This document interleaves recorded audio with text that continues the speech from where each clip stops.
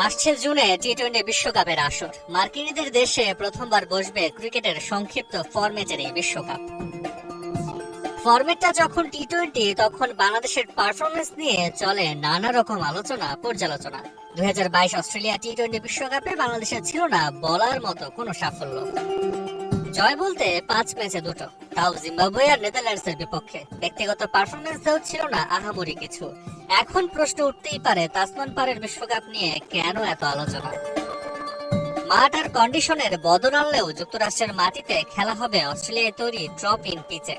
অর্থাৎ অস্ট্রেলিয়া থেকে বানানো পিচ আমেরিকার স্টেডিয়ামে এনে বসিয়ে চলবে বিশ্বকাপের আসর।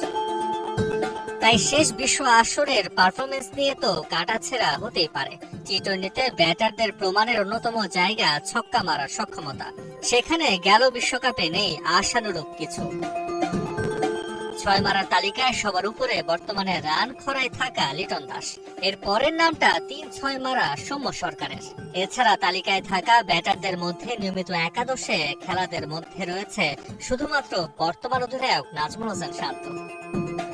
গেল টি-20 বিশ্বকাপে বোলারদের মধ্যে রান খরচের তালিকায় নেই তেমন স্বস্তি। 1 ম্যাচ নাসুম আর 5 ম্যাচে 6-এর নিচে রান দিয়ে মুস্তাফিজ ছাড়া বাকি সবাই প্রতি ওভারে রান দিয়েছে 7-এর উপরে। অস্ট্রেলিয়া বিশ্বকাপের পর বাংলাদেশ দল এখন পর্যন্ত টি-20 খেলেছে 17টা। এর মধ্যে জয়ের পাল্লাটা বেশ ভারী। যদিও বিশ্বকাপ মিশন শুরুর আগে টাইগাররা খেলবে আরো বেশ কিছু ম্যাচ। বিশ্বকাপের পর বাংলাদেশের ব্যাটারদের মধ্যে লিটন শান্ত ছাড়া তালিকায় সেরা 5-এ থাকা কেউ পায়নি 50 দেখা। তবে মাত্র 8 ইনিংসে ব্যাট করা সাকিব আল হাসানের গড়টা বেশ প্রশংসনীয়। বোলারদের মধ্যে তাসকিন আহমেদ বেশ সফল।